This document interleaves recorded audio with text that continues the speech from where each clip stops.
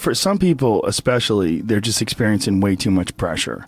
And that pressure, a lot of times, it's just an imbalance in perspective. And some of it's, I was talking to this mom once. Her daughter does gymnastics with my daughter, and we were talking about kids killing themselves where she used to live. She used to live in one of the really wealthy tech areas outside of San Francisco, and a bunch of kids that went to school with her daughter that were like 15, 16, were jumping off bridges and shit. Like, it was like an epidemic. And they were trying to figure out what the fuck is going on, and they're literally calling it affluenza.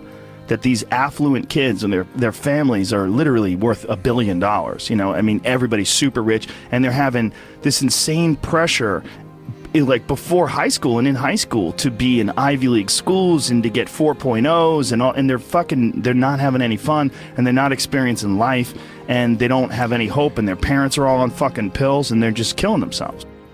For some people out there that aren't feeling good, man, if you just fucking struggled more, you get over that struggle, you feel better. It sounds so simplistic, but I swear by it. I've felt shitty myself, and then forced myself to work out, and after I get out of there, I'm like, whoa! 100%. Fucking it's 100% guarantee.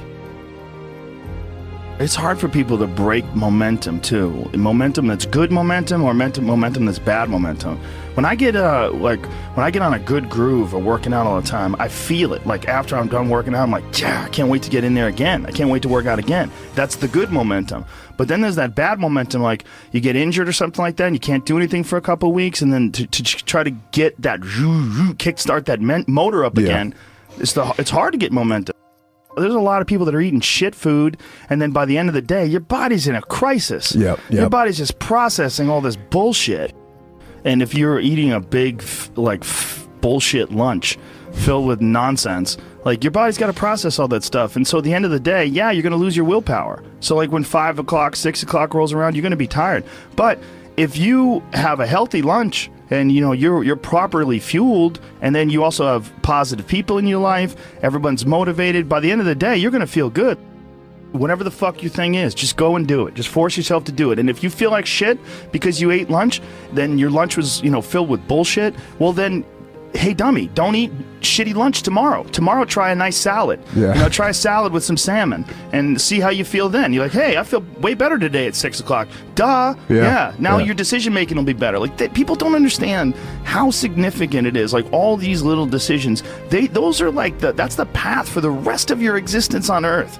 And if you decide to go to fucking Cheetos chocolate chip cookie route, you're just making a shit path. You're carving your fucking path through broken rocks and glass, and it's not the way to go. You know what else doesn't exist in a day-to-day life? A place where it's okay to be a man. It's actually okay to be a man. It's okay to have man thoughts. Like, everybody is so toned down and neutered.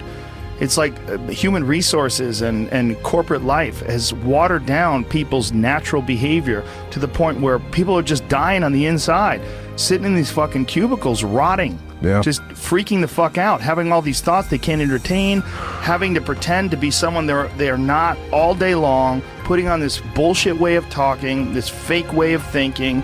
Everybody's got to subscribe to whatever fucking ridiculous policies their company wants to enforce. And you're just a robot, and you get out of there and you just want to scream. It's this fear of discomfort. People have this extreme feeling in their mind when it comes to their associations with exercise. They want to avoid discomfort. They feel like any type of exercise is just like something to be avoided. That's not for me. Fuck that. I don't want to sweat. I don't want to strain. And a lot of times, this association that they have is about the beginnings of getting in shape. It's not about once you're actually fit. Because once you're actually fit, exercise is something you look forward to. It's an alleviation of stress. It feels great. Like, if I can't get a workout in, I look at my schedule. I go, oh shit, I don't have any time for a workout, which means I'm not going to get that good feeling. And so instead of looking at it like, oh, I've got to go grunt and sweat, I'm thinking I'm not going to feel good. I'm not going to feel relaxed. I'm not going to feel carefree. And I'm not going to feel even appreciative. Like, my appreciation of things, and it gets enhanced greatly after exercise. I just feel better. I feel like I can take things in for what they are rather than, whatever sensory data that I'm getting from any event is just one more distraction that gets in my way. And that's a lot of times how I look at things if I'm overstressed or if I'm working too much. Like, our bodies, for whatever reason, most people, their associations are to avoid anything that's uncomfortable. But it's so illogical, because when you look at comfort and you look at success and progress and the feelings of accomplishment and of getting past certain hurdles in terms of like how you feel about life, a lot of those are connected to discomfort. Like, discomfort is your friend. It really is. Like, discomfort and not being happy and content with certain situations in life or certain feelings in life, they're massive motivators, and they're amazing at facilitating change. And yet our instinct is to avoid those and just sit on the couch and watch some fucking reality show about dudes who make moonshine with our jaw open, like, it's bizarre. And for me, at least, when I get like really disciplined and really I get really consistent with my workouts, one of the things that I almost feel momentum. I feel like there's like a push behind me, like, all right, like after I get out of the gym, I have a really good workout. I'm like, yeah, now I'm doing it. I'm doing it all the time now, and I'm looking forward to the next time. And it makes that resistance much weaker, and it makes my motivation and my discipline much stronger.